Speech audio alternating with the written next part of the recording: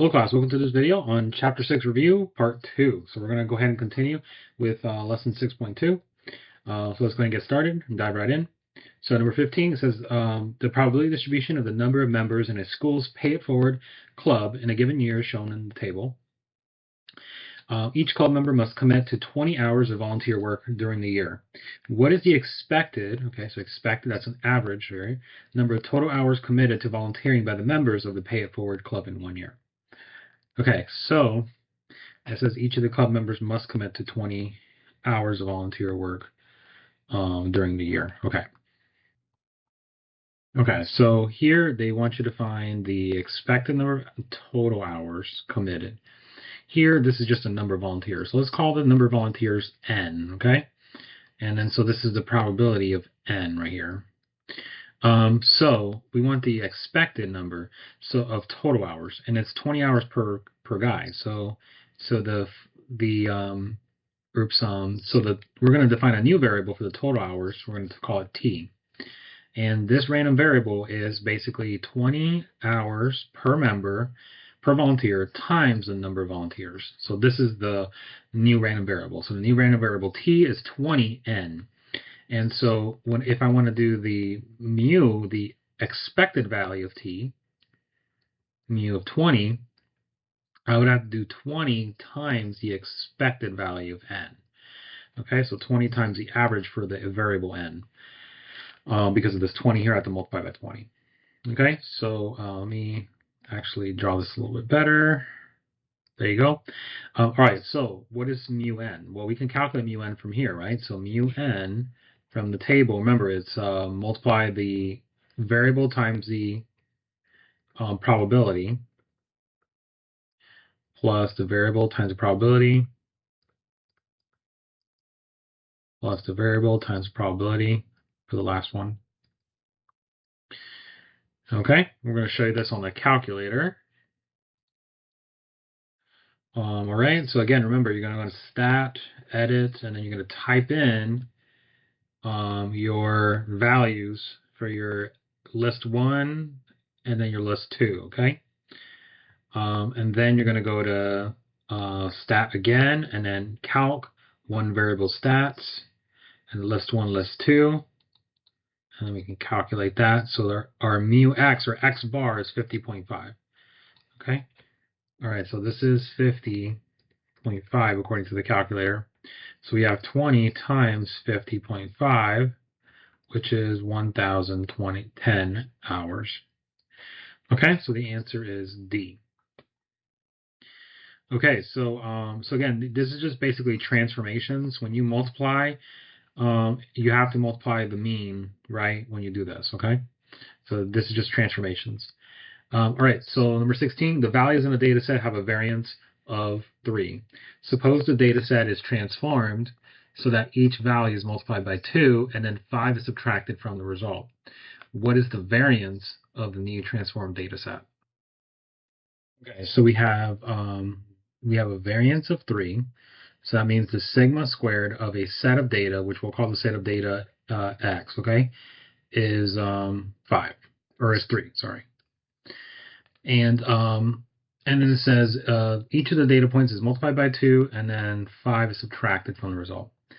So let's go over some rules here. We know that for the standard deviation, when you have the standard deviation of, for example, AX minus B, right? Let's just say that, and this can be plus or minus B, plus or minus. Doesn't matter whether you add or subtract. Okay, so let me just write plus or minus. It's important to understand that the addition and subtraction do not affect the standard deviation. Okay, it's only the multiplication / division part.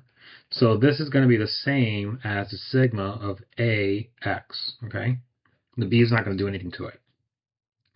And so if you're multiplying the result by A, then that means, or the data set by A, that means you're going to multiply the standard deviation by A. So this is going to be the same thing as A times the standard deviation of X. Now you have to put an absolute value on this, so just in case A is negative, and then you're good. Okay, so if A were negative, then this will be absolute value of that number. Okay, so this is the rule. So if I wanted to do the variance, right, of this sigma squared, well, then I would just have to do the sigma squared of this. I would have to square this. So I would have to do this squared, right? Which is the same thing as absolute value of a squared, just squaring that number. But you know, if I'm squaring the number, it doesn't really matter if it's an absolute value. So I'm just going to write it as a squared, okay? So a squared, and then sigma x squared, okay? So there's our rule, guys. So now we are doing the multiplying by 2 and then subtracting the result from 3. So, and then we're going to do the variance, right? So we're going to use this rule right here. So it's a squared, so it's going to be 2 squared, right? That's my a here. And then times sigma squared x. And so 2 squared is 4, and then sigma squared is 3. So we're going to plug that into there. So we got 4 times 3 is 12. So there you go. So it has to be E. All right, hopefully that made sense. Okay, now it's very important that you understand how transformations work. Transformations for standard deviation, transformations for mean. So like if you were to do this for the mean, just as an example, right? If you were to do mu of ax plus or minus b, well, the b does affect the average, okay? Everything affects the average. Multiplication, division, as well as addition, subtraction. So this would just be a mu of x and then plus or minus b, okay? So like you have to know these rules so you understand how transformations work, okay? All right, so let's do number 17. So in a high school math class, students took a pre-test and a post-test at the beginning and end of a semester, respectively. The mean pre-test score was 37 points with a standard deviation of 12 points. The mean post-test score was 676 points with a standard deviation of 7 points. Let Y be the pre-test score of a randomly selected student in this class, and let Z be the post-test score of the same student. Which of the following statements best describes the distribution of Z minus Y? Okay, so let's just go over a quick rule here first. If we want to do the Z minus Y, but let's just say let's just give you a general rule. So if I'm doing like X minus Y or X plus Y or something like that, right? So if I want to do X minus Y and I wanted to do the mean of X minus Y, well, that's just going to be the mean of X minus the mean of Y, okay? Simple as that. And if it's addition here, then it's going to be addition for here. Now, for the standard deviation, it works differently. For the standard deviation, you have to do it in terms of the variance, okay? So it's not the standard deviations that subtract, it's the variances that subtract. So you would say sigma squared of X minus Y, you could basically, or not subtract them, but you're going to, well, you'll see what I mean. So like we can write this as sigma squared of x plus -1 times y. Okay, and the reason I do that is because remember over here, if I have, well, if I have this right here, so look at this. If I have a multiplier here in this case, -1 is the multiplier, I have to take the absolute value of that, right? So I can write that out accordingly. So I can write this out as sigma squared x plus sigma squared -1 times y, right? I can add the variances like that. And then sigma squared x, and then I can write this out as absolute value of -1, just like we have here, but squared, right? Absolute value of -1 squared.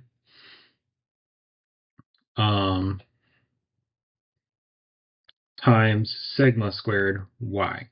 And so notice that's just going to be 1. So it becomes sigma squared x plus sigma squared y. So basically I'm just adding the variances.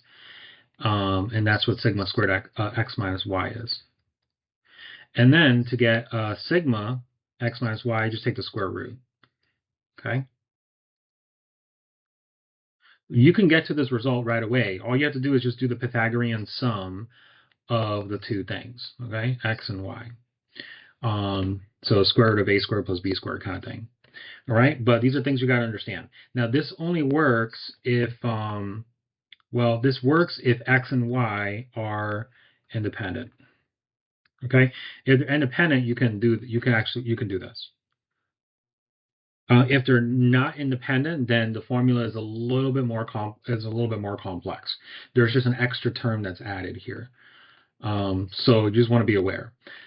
So it says we need to determine whether they're independent or not. So are Z and Y independent? Well, it says here a student took a pre-test and a post-test, right? So we got a pre-test and a post-test. So if Y is the pre-test and Z is the post-test, they're going to be dependent on each other, right? Because I'm going to do worse on the pre-test than I am on the post-test generally. I'm generally going to do better later on. So they're dependent on each other, okay? So these are actually dependent. So I cannot use this formula, right? This formula that I have here for sigma. So I can't find the standard deviation, okay? Standard deviation cannot be determined. But I can determine the mean, right? That doesn't matter. So how do I determine the mean? Well, like we just talked about it, it's going to be mu y or mu z minus mu y, okay? So let's do that. Here, I'm just going to erase it, save me the time there. So mu z minus mu y. And mu z is the post-test score was 76 and the pre-test score was 37. That's going to be 39 points. All right, so Z and Y and Z are not independent. That's true. The mean is 39. Standard deviation cannot be determined. That's correct. The answer is A. All right, so let's look at number 18. At a certain department store, the mean price of a woman's sweater is $33.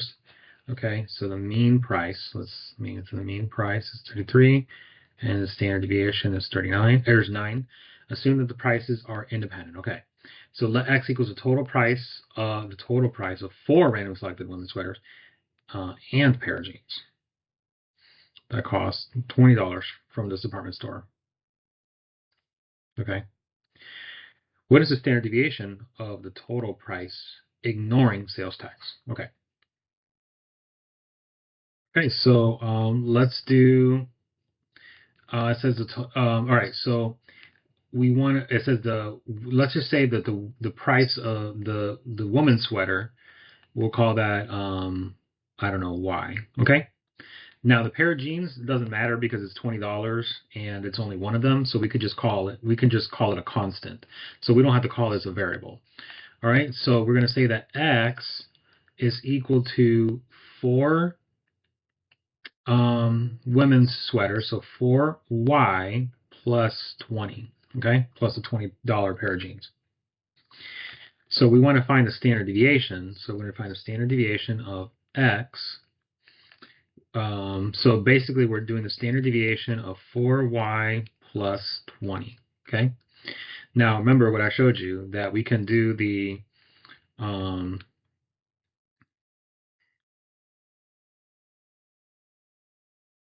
want to be careful here. It's not 4Y, so I want to be careful here. It's not 4Y because we're not taking one thing and multiplying it by 4. We're not doing that, so I want to be careful here, okay? So we fix that. It's not 4Y, it's Y1 plus Y2. Let me just erase this. So we got the 2 sweaters. Y1 is the price of the first sweater, plus Y2 is the price of the second sweater, plus Y3 is the price of the third sweater, plus Y4 is the price of the fourth sweater, because they're not all the same price. And they're randomly selected and they're independent from each other. So and then we got plus 20 for the jeans, right? A pair of jeans that cost $20. Again, 4 randomly selected women's sweaters, different prices. So Y1, Y2, Y3, Y4, they're independent. So we want to be careful when we do this. So this is going to be Y1 plus Y2 plus Y3 plus Y4 plus 20. Okay, and so we're going to use what we showed you earlier, which is the Pythagorean theorem for this, right? Now we know that each of these, we know that the standard deviation of each of these of this is Y, right? So the sigma of Y is the same thing as sigma of y1, sigma y2, sigma y3, sigma y4. We know that's all the same and that's equal to 9, okay? So that's important to point out. Okay, so remember what we talked about. The rule that we talked about is that sigma of x plus y, or whatever variables you have to do the Pythagorean theorem. So the Pythagorean sum. So it's sigma x squared plus sigma y squared. Okay, so that's the rule. We're going to do that here. This works for subtraction as well. It's still going to be plus here. So we're going to do that here. Okay, so it's the square root of sigma y1 squared plus sigma y2 squared plus sigma y3 squared plus sigma y4 squared. Now the 20 doesn't do anything, right? Remember we said a 20 doesn't affect anything, so we're going to ignore it. Okay, so this is what we have. Now we know that these are all the same according to this rule, right? They're all equal to sigma y. So really we have sigma y squared plus sigma y squared plus sigma y squared plus sigma y squared. There's no need to distinguish them. So we have 4 of these. So we have 4 sigma y squared. Okay? And we know that sigma y is 9, so we're going to plug that in. So we have square root of 4 times 9 squared. And so the answer has to be D. Okay? But notice that I would have gotten a different answer had I combined these into 4y. Okay, so you want to be very careful, because if I would have combined it to 4y, I'll just do this off to the side, right? If I would have done it as 4y plus 20, that would be a different scenario, because that would have just been equal to the absolute value of 4 times sigma of y. That's it. That would have just been equal to that, and it would have been 4 times 9, which is 36, right? It would have been 4 times 9, which is 36, and that would have been the wrong answer, because the answer to this is it's 2 times, it's equal to 2 times 9, not 4 times 9. You see that? I get 18 here as opposed to 36 there. So you just want to be very careful. Okay? All right, so number 19, let x be a discrete random variable and y be the transformation of x specified below. So compare the shape, median, and range of the probability distribution of y to the probability distribution of x. Okay, so all right, so it says for the first one is y equals x minus 18. And we want to compare shape, median, and range, right? So if we're subtracting doesn't do anything to the shape. Neither does multiplication or additions or subtraction or division. So the shape of y is still going to be the same as shape as x, okay? So here, shape of y and x are the same, or the shapes, I guess, are the same.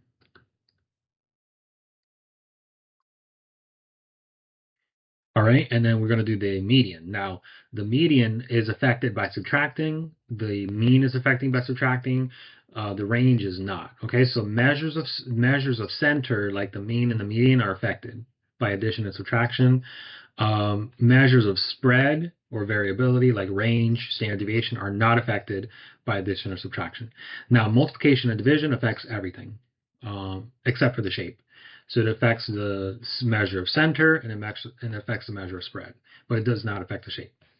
Okay, so here that means that the median is going to be in this case, the median is going to be 18 smaller. Okay, so the median of y is 18 less than the median of x. Okay, and now that minus 18 doesn't do anything to the range, so the ranges will be the same, and the ranges of both would be the same.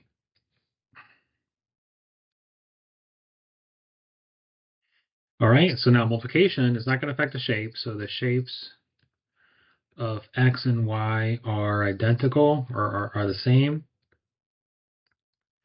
The median and range of y is 1.5 times bigger because it's 1.5 times x times larger than that of x. Okay. All right. So number 20, the number of patients seen by a dental hygienist on a given workday can be modeled by the random variable x. The probability distribution of x is given in the table where mu x is equal to 8.83 and sigma x equals 1.233. A graph of the probability distribution is also shown. Okay, so we have the distribution here and then the graph. Suppose each patient is scheduled for a 30-minute appointment. Let y equals the number of minutes a dental hygienist is scheduled to treat patients on a randomly selected workday. Okay, so you have x is the number of patients seen on a workday, and y is the number of minutes that they're scheduled to treat patients. Okay, so for a dental hygienist who sees 7 patients in one day, so x equals 7, how many minutes is the hygienist scheduled to treat patients? Okay, well, that's not too bad. So we have y is equal to, each patient is 30 minutes, so we have 30x. So we have 30 times 7 patients, and that's 210 minutes, right? Okay, there's that. So that's A. And then B is complete the probability distribution for y. Okay, so then if x is 7, then we have 210 minutes here. Okay, so we have 210. We just have to multiply this by 30, right? So 8 times 30 is 240. 9 times 30 is 270. And then 10 times 30 is 300. 11 times 30 is 330. So we have all these right here.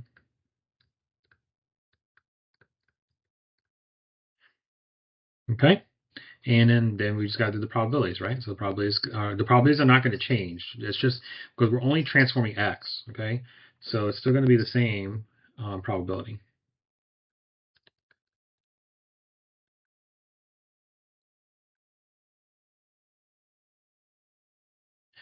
Okay, so we got part B, and that's the probability distribution.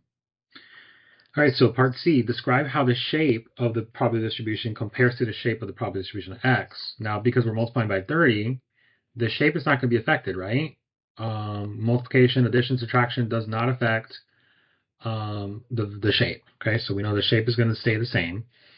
Okay, so the shape of the probability distribution of y will be the same as that of x. Since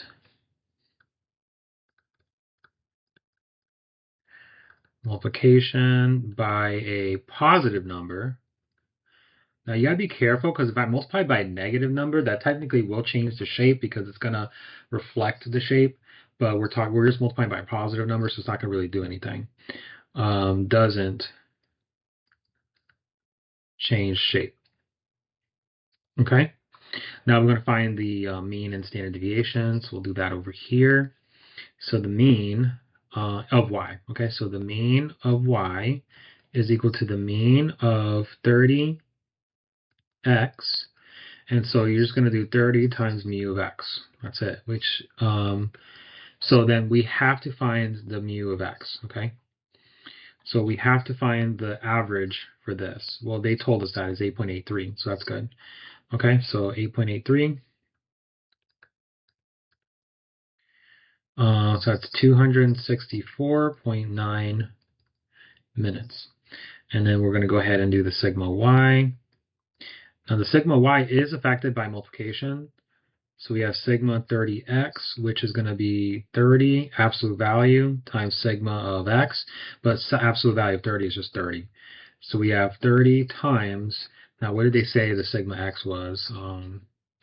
1.233.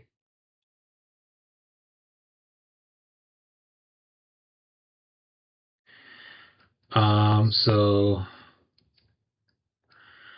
36.99 minutes here. Okay. So that's D. So now we can do E. Let Z represent the number of hours a dental hygienist is scheduled to treat patients in one day. Find the mean and standard deviation of Z. Okay, so we're talking about the number of hours. So basically we're converting minutes to hours, because remember, these are given in minutes.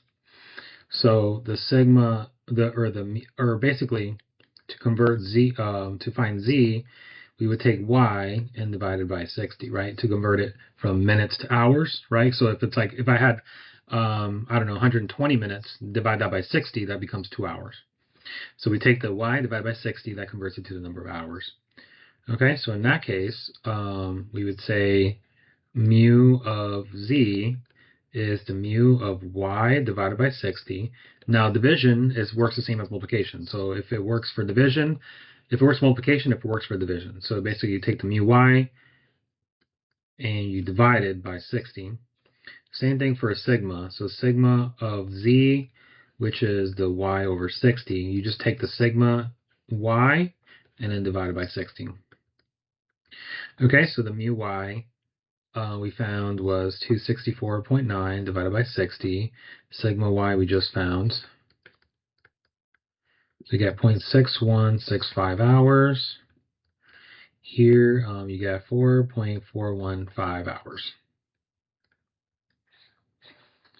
Okay, all right, so that takes care of that. So let's look at number 3. The number of words typed per minute, WPM, by the general adult population follows a distribution that is approximately normal, with a mean of 52 words per minute, a standard deviation of 16.7 words per minute. Let W equals the number of words typed per minute by a randomly selected adult. Find the probability that a randomly selected adult can type 70 or more words per minute. Write out your answer using proper probability notation. Okay. So again, it's good practice to draw the curve and all that stuff, right? Now we're not going to draw the entire thing. We're just going to do a basic sketch and say, okay, we know that the mean is 52 and it goes by 16.7s, right? But we just want 70 or more, right? So we want to shade the area to the right. So for A, we want the probability that W is greater than or equal to 70. So we can use the normal CDF function. So normal CDF, the lower is 70, the upper is infinity, or a big number, okay? So we're going to use 1,000. And the mean is 52. Standard deviation, they said, was 16.7. All right, and you get about 0.1406. All right, so that's A. Part B, a study was conducted to learn how typing speeds varied among different industries. For professionals in the legal industry, the number of words typed per minute is 8 more than the general adult population. Let L equals the number of words typed per minute by randomly selected professional. So L is equal to W plus 8. So describe the probability distribution of L. Okay. And I think there was another part to this question, but it's not written in here. Okay, so let me write it over here. So part C, they want you to find the probability that the number of words typed by a randomly selected professional is more than 70. Okay, so they want you to find that. So let me just put that here because it's not written in this assignment. So for whatever reason. Okay, so anyways, part B, let's answer. So L, the shape of L is approximately normal because adding 8 doesn't do anything to the shape, okay? So L has an approximately, let me just,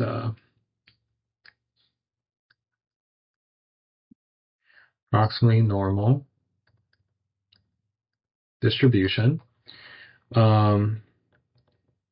with mean is equal to, so the mean of L is going to be, because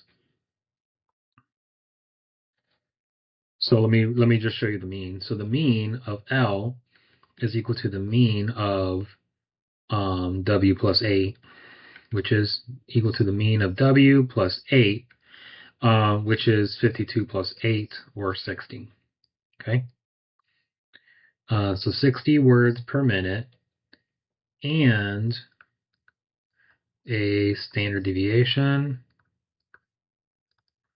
of, so we got sigma L is going to be the same as sigma W plus 8. Now, plus 8 doesn't do anything to the standard deviation, so it's still going to be sigma W, which is 16.7 words per minute. Okay? All right, so now, for part C, we can now calculate the probability that L is greater than or equal to 70. So now here, the curve is still normal, right? But this time the middle is 60, right? The standard deviation is the same though, and we want it to be 70 or greater, okay? So we're still going to use the normal CDF and all that. But this time we're going to say the lower still 70, upper still big number. The mean though is going to be different, 60. Standard deviation 16.7, and so this will give you approximately 0.2747. Right, so let's look at number 22. A canoe rental company allows customers to rent canoes for 1, 2, 3, or 4 hours.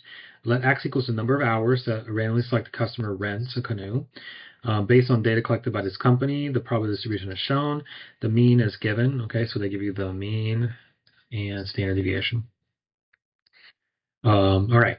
In addition to a $5 service fee for the canoes to be transported to and from the river, a customer pays $8 for every hour they rent a canoe. Let Y equals total cost in dollars of renting a canoe for X hours. Now, is Y a discrete variable? Okay. So discrete means countable, right? And this is talking about the total cost in dollar. And yes, because we have X amount of hours, the number of hours here in this case is countable. 1 hour, 2 hours, 3 hours, 4 hours. So yes, this is going to be discrete. Okay, so yes, since Y takes on a finite number of values.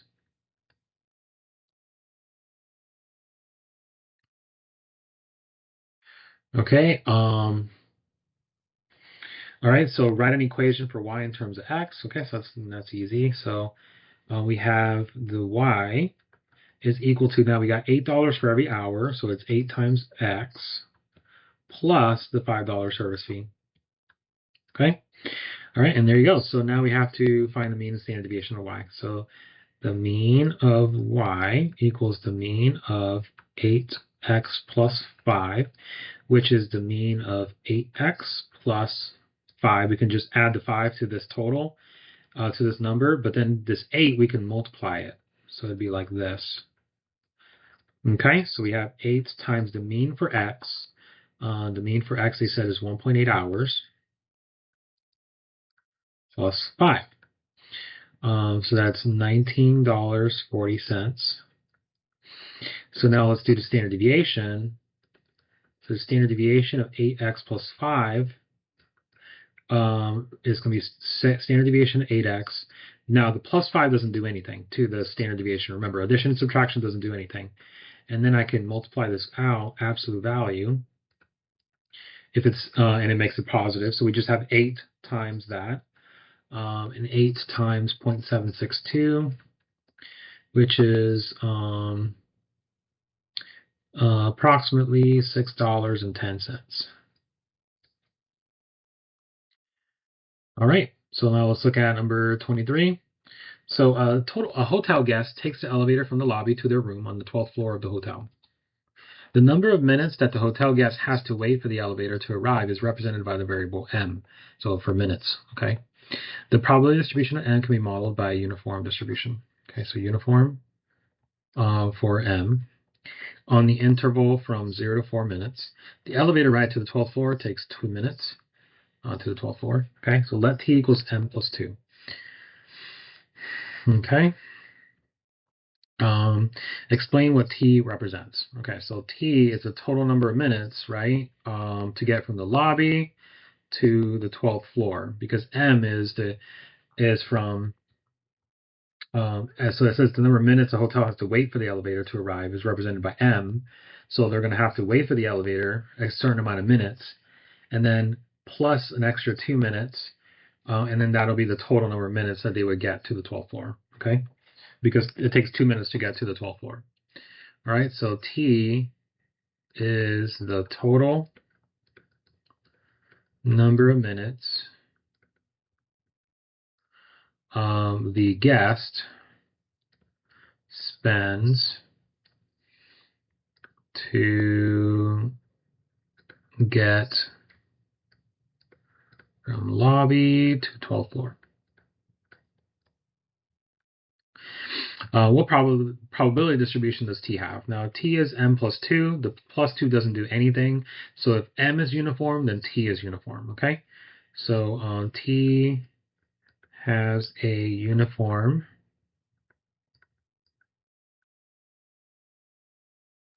distribution. Now, M is from 0 to 4 minutes, and this is M plus 2. That means it's going to be plus 2 here. So it's going to be from 2 minutes to 6 minutes. So that's the difference there, from 2 minutes to 6 minutes. All right, now find probability that T is greater than 3.5 and interpret your answer. Okay, so T is greater than 3.5. Now, we're going to need to kind of draw this out. So now T, we want it from 2 to 6 minutes, right? And it's uniform.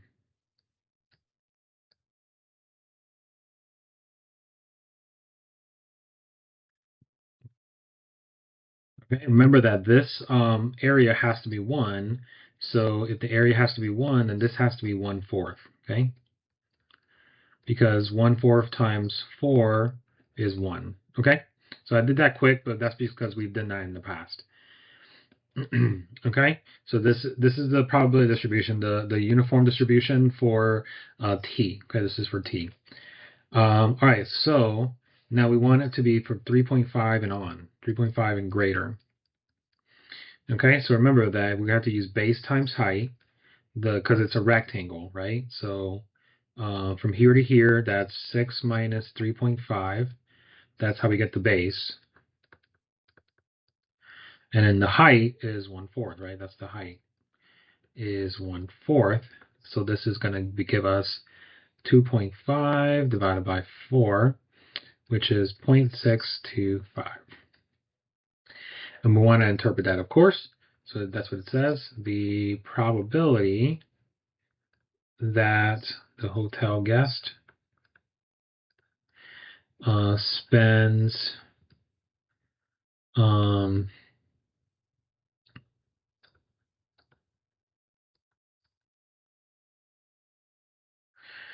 than 3.5 minutes getting from lobby to 12th floor is 0.625. All right. So number 24, the means and standard deviations of independent random variables S and T are shown in the table. Okay, so they give you the mean and standard deviation. Let random variable U be defined as T plus 15. Find the mean and standard deviation of U. Okay.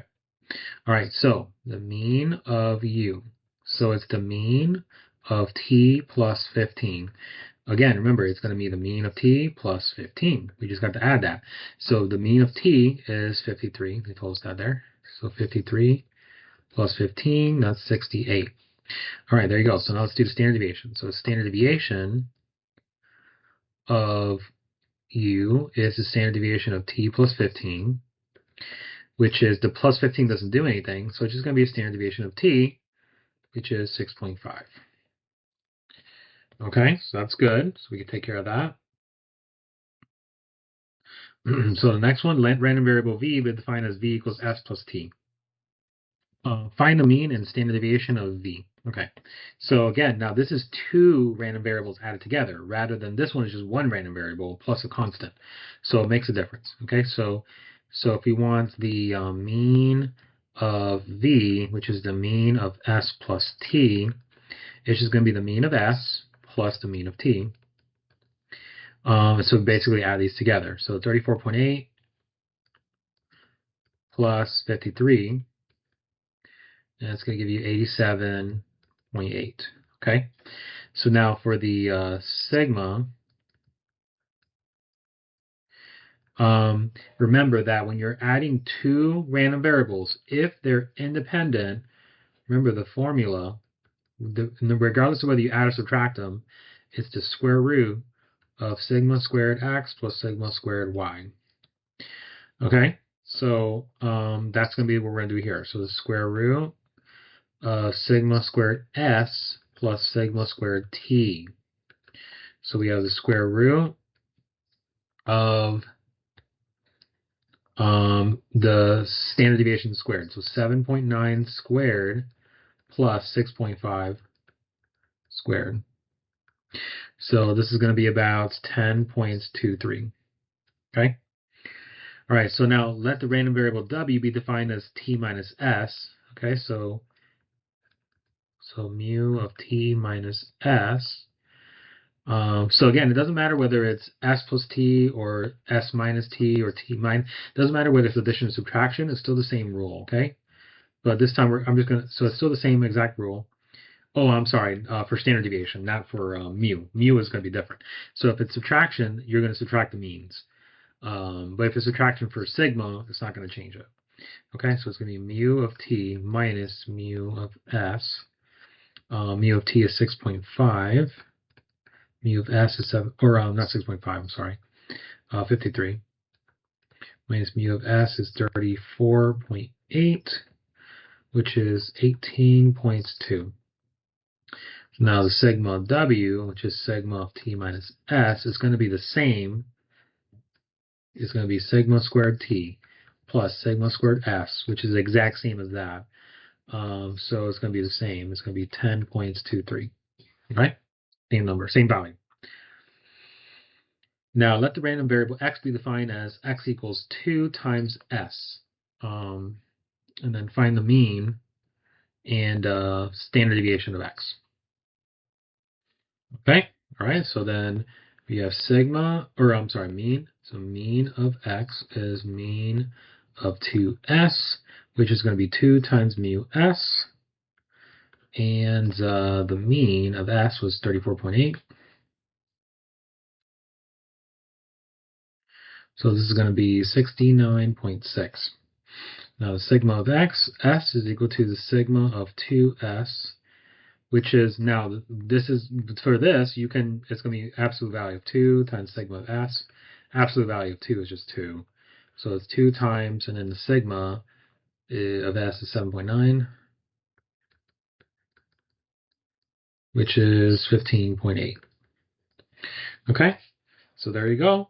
Now I want you to put a side note, right? So if you had I don't know, y equal to s1 plus s2 plus s3 or something like that, right? Or let's just say s1 plus s2. Okay, if you had y equals s1 plus s2, that is not the same as 2s, right? So that s1 plus s2, and I wanted to do the mu y. What's going to be mu of s1 plus s2, which is going to be mu of s1 plus mu of s2. But mu of s1 and s2 are the same. Okay. Let's just say that mu of s is the same. So mu of s1 is equal to the mu of s2, which is equal to the mu of s. So really, these are the same. So it's going to be mu s plus mu s, which is 2 mu s. Okay. So notice that that's the same as this one right here. However, when I do the standard deviation, it's going to be different, because I'm going to have sigma of s1 plus s2, which means I have to do the square root. So square root of, because if I do two random variables, as long as they're independent, we're assuming independence, by the way. So assuming independent, then we can do this formula. And assuming that sigma s is equal to sigma s1 is equal to sigma s2, if that's the case, then it's going to be square root of sigma squared s plus sigma squared s, which is going to be the square root of 2 sigma squared s.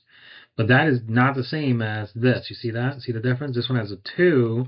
This one has a square root of 2. Okay? So just be very careful. This is not needed for this problem, but if you see a problem like this, you just want to make sure you're aware. I've mentioned this a couple of times, so it's just that's why, because it's so important.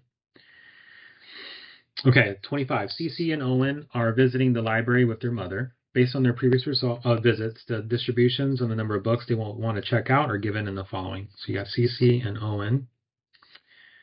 Assuming they want to make those decisions independently, okay, so there we go, independence. What's the probability that Cece wants to check out 1 book and Owen wants to check out 1 book? What other ways would lead them to want to check out 2 books total?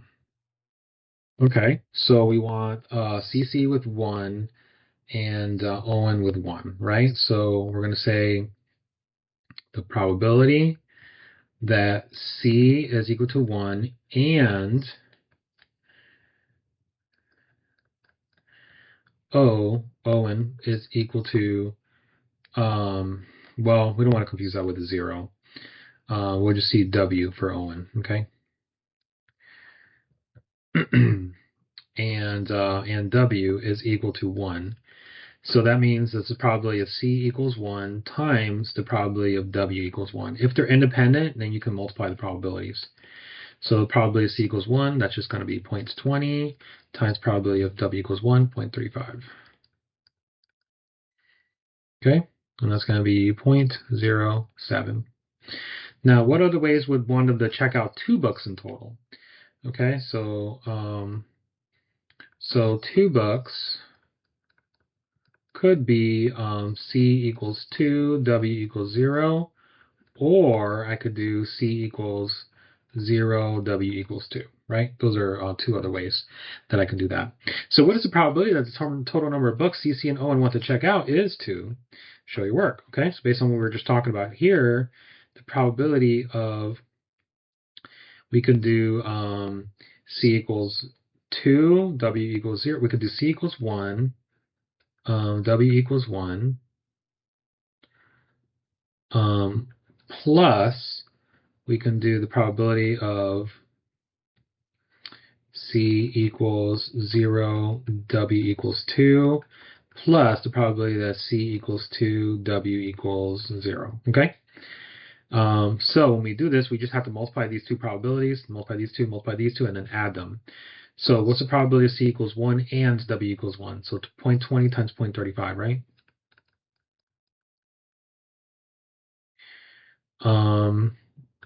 And then C equals 0 and W equals 2. So C equals 0 is 0.05, and then W equals 2 is 0.55,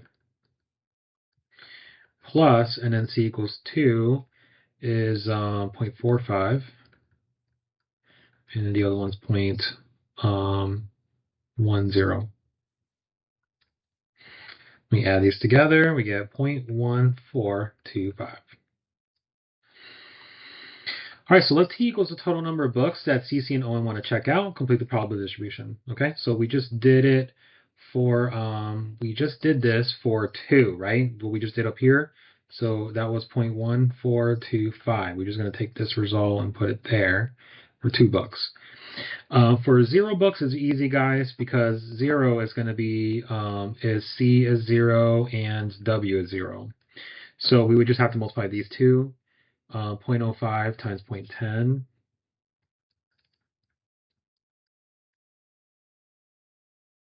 That's a 5 right there. And that's going to be 0.005. Now for 1, there's a couple ways to do that. You could do C equals 1, W equals 0, plus you could also do C equals 0, W equals 1, right? So those are 2 ways to do that. So C equals 1, 0.20 times 0 is 0.10 plus C equals 0, 0.05 times 1, P, 0.35.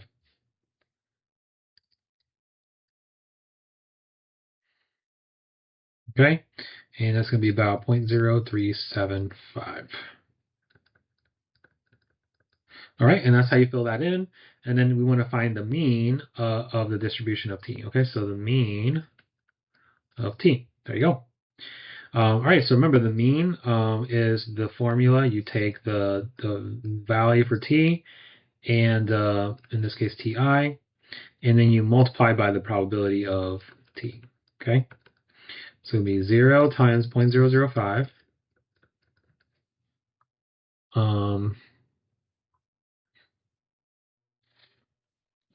plus, and then 1 times that, dot, dot, dot, all the way until 5 times that, right? Or you can realize that t is simply adding cc plus on, right? And so all you have to do is just do the mu c plus mu w and add cc's and owns together. If they tell you what they are, I don't know what they tell you. So you can, they don't. So, but if they did tell you cc and owen, you can just add them together, okay? But in any case, this is just a side note. So if you calculate these, you get about $3.45.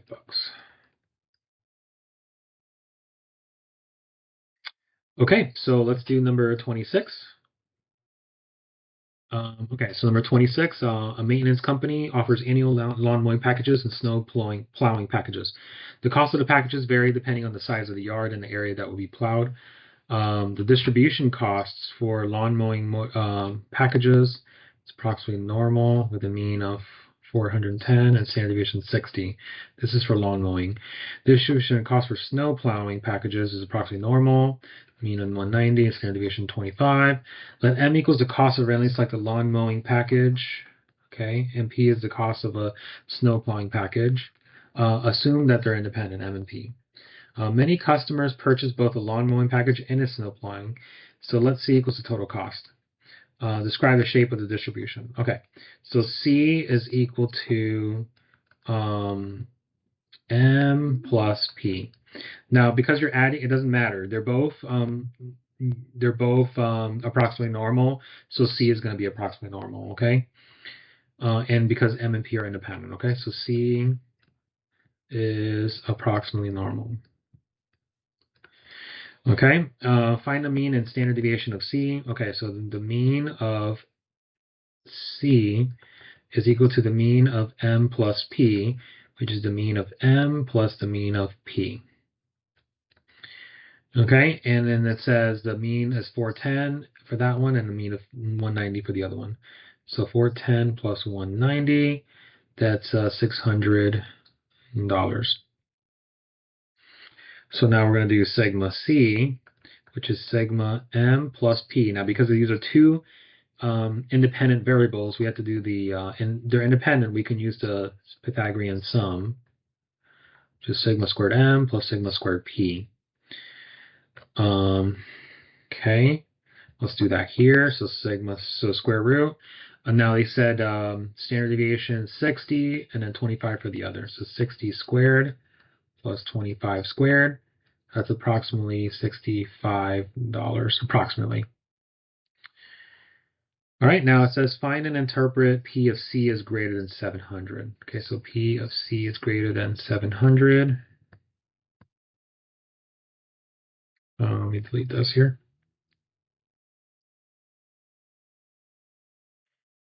Okay, now it's approximately, and now it's approximately normal. So remember, again, we have a distribution that's normal, and this is for C. We know that the mean is 600, and the standard deviation is 65, so it's going by 65s, right? And we're going 700. Let me just actually do this down here. Sorry about that. Okay, so we have 600. It's going, this is for C. So it's going by 65s here. So this will be 730 and then 795 if I didn't make a mistake there. 535. And we got 470 and then one more. 405, something like that. And we want to do 700. So 700 is over here. We want the cost to be greater, so shade to the right. So our lower value is 700. Our upper value is infinity. So we're going to use the normal CDF. Lower equals 700. Upper equals big number, so 10,000. And then the mean is 600. Sigma is 65, approximately. And so we get a probability is about 0.062. All right, so let's interpret that. So there's a 0.062 probability of randomly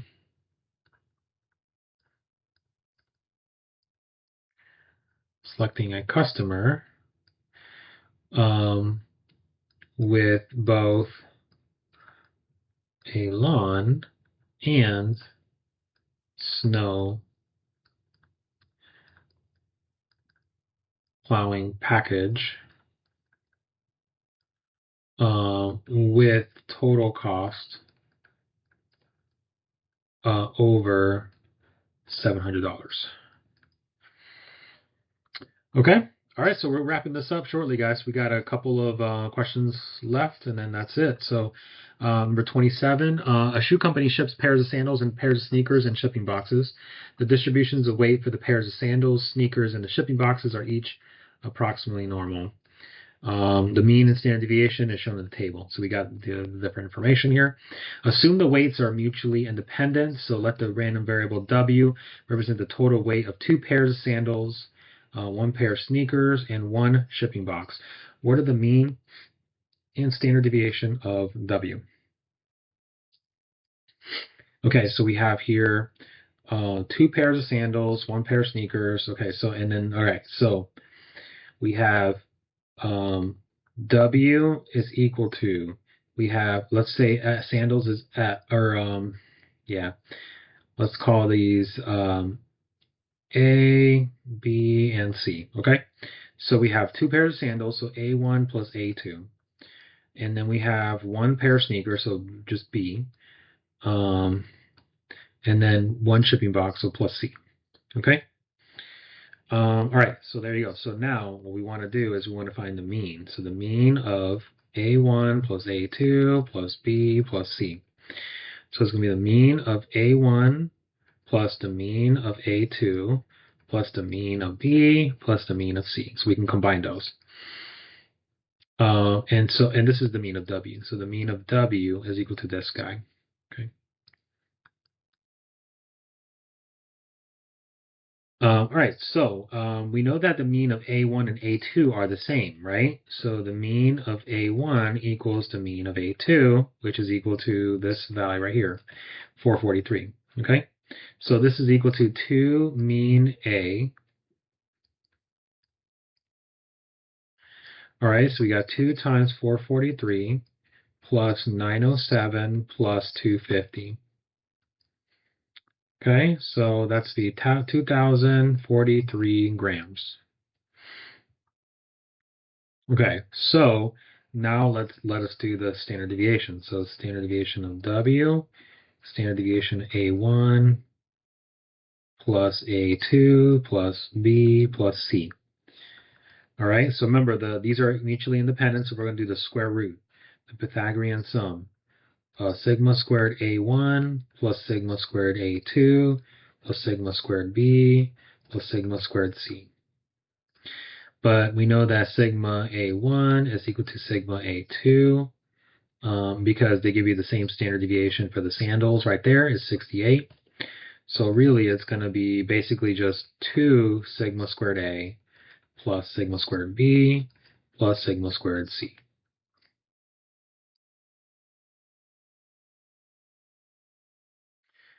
All right. There you go. So we got square root of 2 times. Now, they tell you the standard deviation of A is 68. So it's 68 squared. And then the standard deviation of B is 155. So 155 squared. And then the last one's 100. So 100 squared. Okay, so let's do that on the calculator real quick. 2 times 68 squared plus 155 squared plus 100 squared. Okay, so 208.02 grams. All right. Last one. In a long-term study conducted in Poland, it was found that the distribution of birth weights for full-term male babies was approximately normal, with a mean of 3622, standard deviation of 432. The distribution of birth weights for full-term female babies. Okay, so this is for full-term male babies, and then this is for full-term female babies. Was also approximately normal, with a mean of that, standard deviation of that. Assuming that birth weights are independent, what is the probability that a randomly selected female baby weighs more than a randomly selected male baby at the time of birth? Okay, so if a female baby weighs more than a randomly selected male baby, then basically what they're asking is the probability. We're going to say F for female weight, and then M for male weight. Okay, so basically they're saying that the female weighs more than the male with the probability, right? So basically what they're saying is that if I subtract the female minus the male weight, then that would be greater than 0. Okay? That's essentially what they're saying, is the female is greater than the male. So if I subtract the female minus the male, that would be a positive weight. So greater than 0. Another way of saying that, or I can also say it as the probability of male minus female is less than 0. Okay? I am going to do that, guys, because less than 0, well, it doesn't really matter. So we can do either one. But if I were to use the table, I would want to use less than 0. Okay? Well, we'll just use the first one. So we'll use this one here. Okay, so let's do this out. So for the female minus male, we need to find the average. We know it's approximately normal, so the mean is going to be F minus M, which means it's mu F minus mu M, which is 36. The female was female babies. It was 3460. Yes, this full-term female babies was approximately normal with a mean of 3465. Okay. Minus 3622 for the males. Okay, so we're going to subtract those. Minus 3622.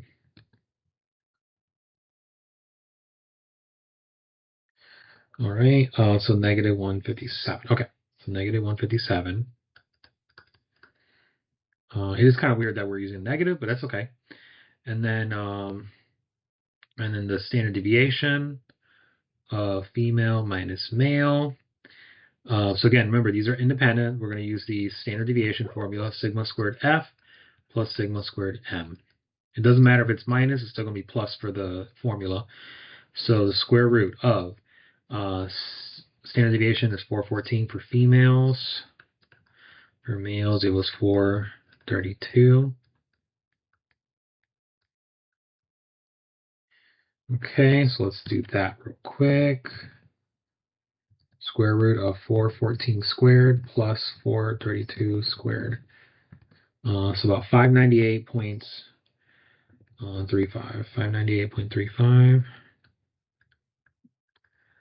Okay, so we have here a normal distribution with a mean. This is for F minus M, where the mean is negative, okay, negative 157, and that's fine, but it goes by 598, okay? on the right side and the left side. I'm not going to do all the numbers, but we want this to be greater than 0. So we want the probability, if this is 0, let's just say this is 0 right here, where f minus m is equal to 0, we want it to be greater than. So that means we're shading to the right. Okay? All right. So we can use the standard or the normal CDF here. Okay, so normal CDF, our lower is 0. Our upper is infinity, so we'll just do like 1,000.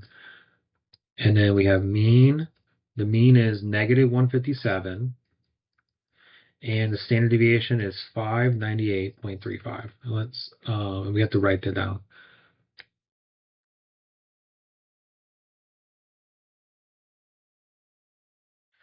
Okay, and then we're going to calculate that and see what we get. Okay, so we're going to go ahead and show you. So second bars, go to normal CDF, number 2, and then put 0 for the lower, 1,000 for the upper, negative 157 for the mean, 598.35, and then we'll see what we get. We get about 0.3699, all right, which is pretty close.